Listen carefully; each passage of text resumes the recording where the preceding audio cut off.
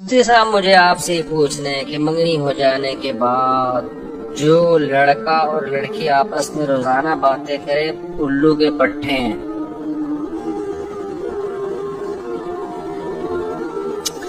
मैं शादीशुदा हूँ और ये याद रखो, जो मंगनी होने के बाद आपस में बातचीत करते हैं ना, ये लिख के ले लें, उनका शादी के बाद रिश्ता कामयाब नहीं होता, सिवाय 1-8% के। 99% तलाकें होती हैं।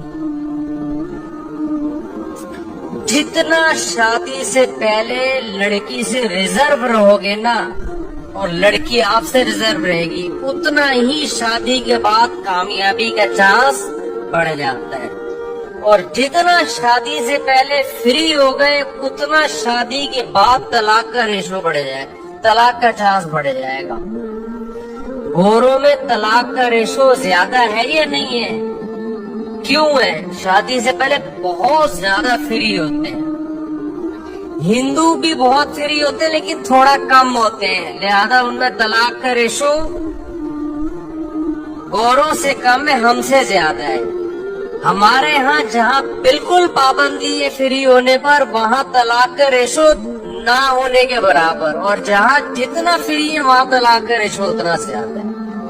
ये किसी आलिम ने बड़ी प्यारी बात कही। उन्होंने कहा कि जब भी कहीं आपकी रिश्ते की बात हो और आपने फोन पे गपशप शुरू कर दी, तो समझ लो जितना अभी फ्री हो रहे हो, शादी के बाद उतना ही नफरतों का रेशो बढ़ जाएगा। ये कुछ अल्लाह का निजाम है ऐसा, और मुशाहिदा भी है ये, मुशाहिदा भी है ये, और इसकी एक लॉजिक भी है।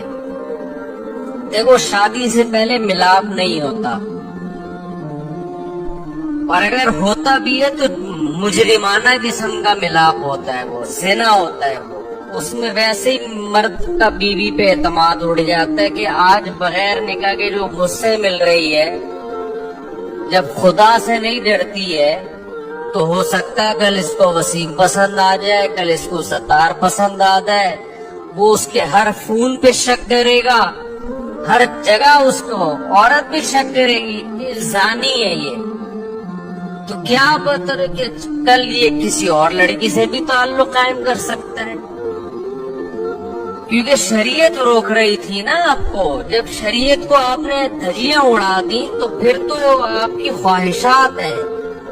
तो जो इस्लाम तो ये कहते हैं, मंगेतर भी से रिलेशन करोगे तो वो भी जिना है, किसी और औरत से रिलेशन करोगे तो वो भी जिना, और दोनों जिना में कोई फर्क नहीं है। तो जब आपने खुदा को बीच से निकाल दिया, तो अब किस बेस पे औरत आप पे ट्रस्ट करेगी?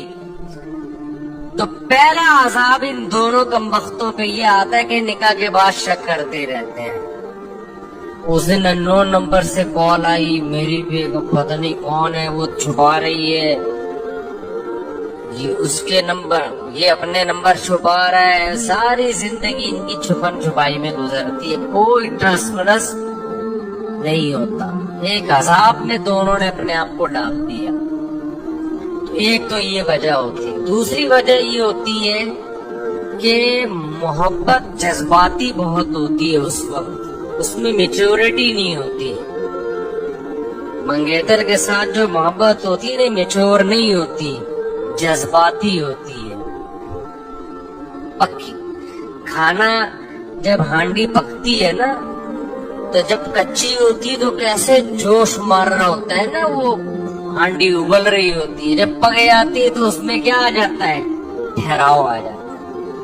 तो ये मोहब्बत कच्ची होती है, लेकिन जोश इसमें बहुत होता है। जब दोनों का मिलाप होता है, प्रैक्टिकल लाइफ में शुरू होते हैं, तो मैच्योरिटी आ जाती है, वो जज्बात नहीं रहते। जब जज्बात नहीं रहते तो औरत वही तवक्को करती है कि पहले तो घंटा घंटा फोन पे चिपका रहता था, अब 2 बातें करो तो मुंह उधर करके सो जाता है।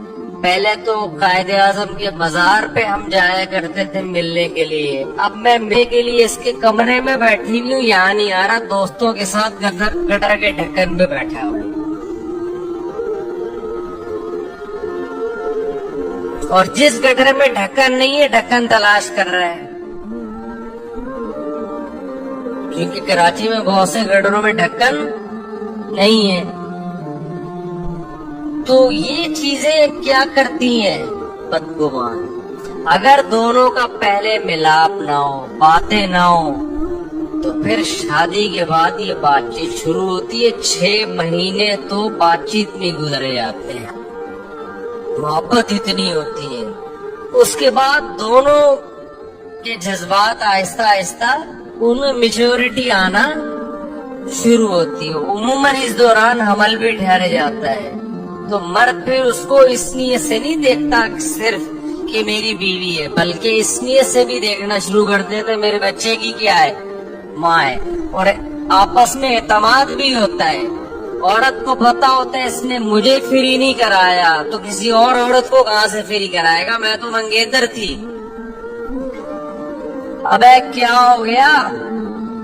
اور مرد کو پتا ہوتا ہے میں اس کا منگیتر تھا، پھر بھی اس نے خدا کے خوف میں مجھے فری نہیں کرایا، حالانکہ اس کو پتا تھا میں